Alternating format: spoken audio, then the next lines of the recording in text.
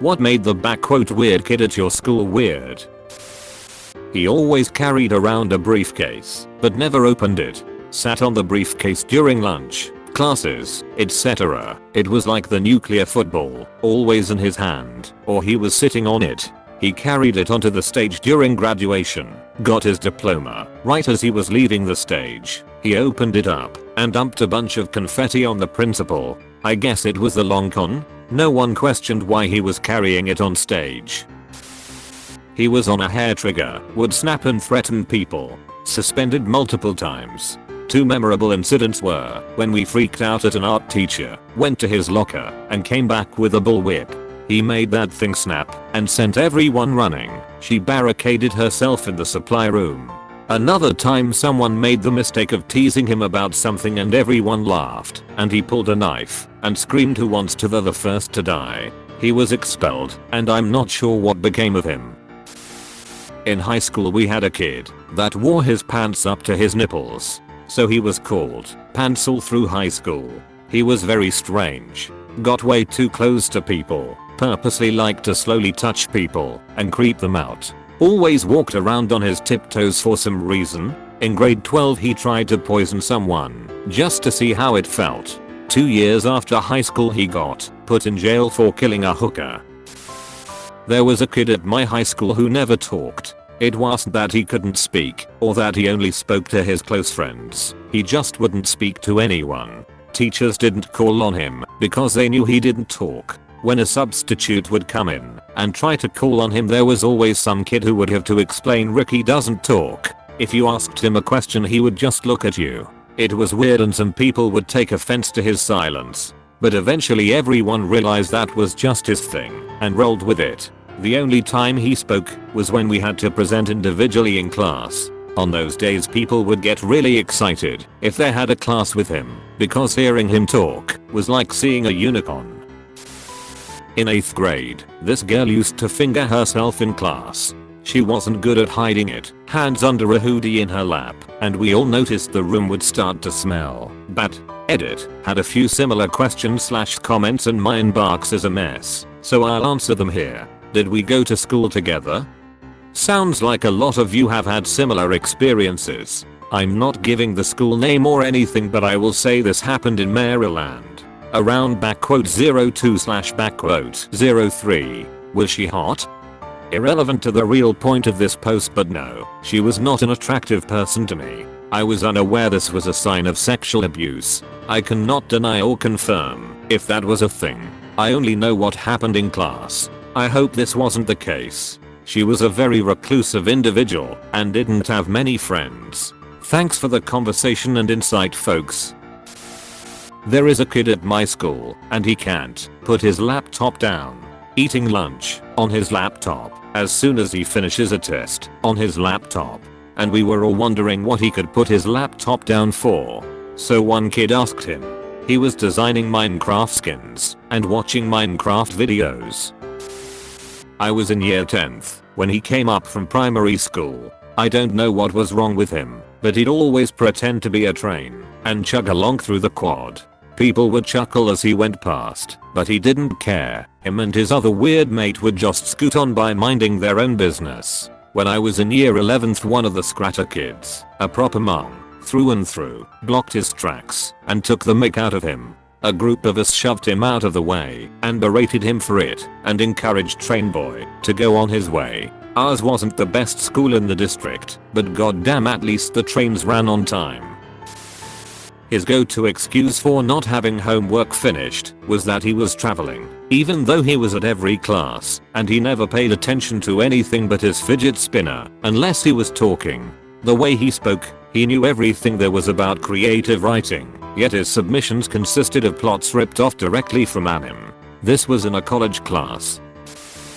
He shit at school, weird enough, but would have the cubicle door open. He would then wipe his, but then hold the tissue up to his face and smell it. I'd like to just add, this all happened within 30 odd seconds or so. Me and a mate were going to the toilets to smoke before next lesson. The cubicles were around the corner from the urinals. When we turned the corner, lad who shall not be named who might I add, had no known learning disabilities or mental issues, wiped his bottom then sniffed the toilet paper that he'd just used to wipe his bumhole. True story. I don't condone being a pervert, however yes I'm a bit weird, but in no way went into the toilets to see a pee-pee or some guy sniff his poo-poo. Gosh, where do I begin? He was weird but more creepy. He wore a kilt to school, rumors say with no underwear, on multiple occasions. He talked about how attractive his sister was to the point where a lot of us wondered why he moved to Minnesota from, no shit, Alabama in the middle of the school year without his sister or dad. He brought his mom's dildos and vibrators to school to try and sell them. He ended up getting expelled for that, but a lot of people say it was because of the amount of girls who came forward and said he was following them home. So this is Kit. Kid was that kid that ran to each class with a rolling backpack in tow. He was small, had glasses and your cliche general high school target. I'm not sure if he ran between classes because he got bullied or what, but he must have. It got to the point where he was basically on the defense all the time. I had even tried to be friends with him at one point just because he sat by me and he just snapped back at me. He wanted no part. I honestly think he had trust issues, and I don't blame him. Because he would react, it kind of made him more of a target. I had seen him multiple times where someone stepped in front of him or heckled him as he rushed along, kicked over the backpack, etc. It actually just sucked to see. You would stand up or say stop it and it would just continue, and he almost seemed embarrassed that you did something about it for him. So anyway, senior year, we have a speech going to be made by the valedictorian, and then the school votes on someone to make a speech. Someone started telling people to vote for Kit as some fucked up joke. Kit won. I specifically remember my English teacher sitting us down and talking to the entire class. I think probably all the teachers went as a unified force in defense of him. They told us Kit had had a lot to deal with the last few years, and the people of this school voted for him basically as a cruel joke, but this could really be a defining moment for his high school career, and just begged us to let him have it. I think most of the people in the school weren't bullies, but all it would take is one person to ruin it. Day of graduation. Kit made a great speech. It was almost 15 years ago, so I'm sorry to say I don't remember what he said. But the entire class, like 1,200 students, actually listened. At the end, we all cheered. Like crazy, cheered with standing applause. You could tell it was a good day for Kit. He was so happy and maybe even relieved. Here's a kid who had been bullied for years and is being cheered and supported by a crowd of 1,200 plus of his peers. No one should have gone through the bullying, and I'm sure he went up there with a lot of anxiety, but her certainly left the stage with a huge smile on his face. She wore bat ears and a black cape, and would scream her name while running down the hallway Goku style. Her name was Elizabeth, but she asked that she be called Lizard. Edit. Apparently there are thousands of lizards running around the US and we are 100% about it. Long live the Lizard Queen. Second edit. Yes, I meant Naruto. I'm anime illiterate. I apologize.